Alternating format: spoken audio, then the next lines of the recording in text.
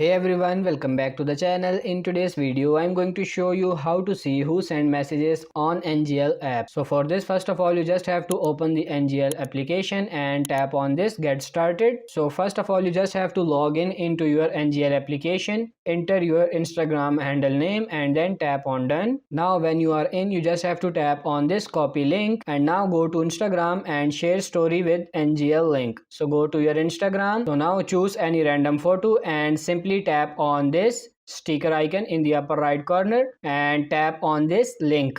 And now you have to paste the link you copied from NGL app. Tap and hold on it and tap on paste. And now tap on this done.